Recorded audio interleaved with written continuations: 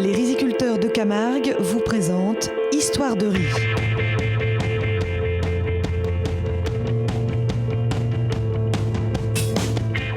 Paysage presque désertique, troupeaux de chevaux sauvages et flamants roses. Derrière cette carte postale, la Camargue détient d'autres richesses. Dans le nord, des rizières à perte de vue. Près de 20 000 hectares concentrés à l'intérieur du delta, principalement sur les bourrelets alluviaux. Malgré une nappe phréatique salée, les riziculteurs se sont adaptés à la terre camarguaise. Parcelles nivelées et endiguées, ici, la culture du riz, c'est avant tout une question d'eau. La culture de riz se passe dans l'eau toute la saison, de avril à octobre au moment de la récolte. Donc nous avons des parcelles de 3-4 hectares où nous avons des chemins tout autour pour maintenir l'eau dans cette parcelle.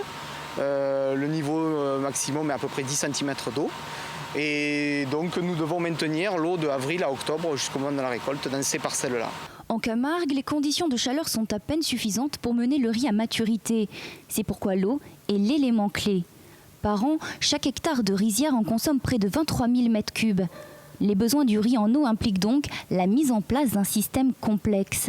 Le système d'irrigation qui sert à amener l'eau douce du Rhône pour combattre la trop forte évaporation et les risques de sécheresse qu'il y a en Camargue, ça fonctionne par un système de pompe au Rhône qui envoie dans des grands canaux de l'eau douce. Donc, à la suite de ces gros canaux, vous avez soit des stations de pompage, soit par gravité, des petits canaux comme celui qui est derrière moi qui se remplissent et qui vont amener de l'eau douce à chaque rizière. En maintenant les parcelles inondées, cela évite les remontées de sel. Du coup, la riziculture profite aussi à l'environnement. Alors que la Camargue pourrait être un désert salé, elle possède aujourd'hui un riche écosystème. Les bienfaits de la riziculture, c'est l'eau principalement. Donc c'est l'activité humaine en Camargue. Et l'eau, donc l'eau, la biodiversité. Pour nous, c'est un vol de flamants roses que l'on va voir au coucher. Ce sont des chevaux, ce sont des taureaux. Donc c'est une activité touristique aussi, mais surtout une activité qui nécessite de l'eau. C'est la vie, l'eau. Donc sans riziculture, sans eau, il n'y a pas de vie en Camargue.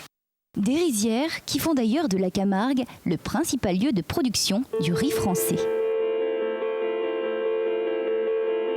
C'était Histoire de riz avec les riziculteurs de Camargue.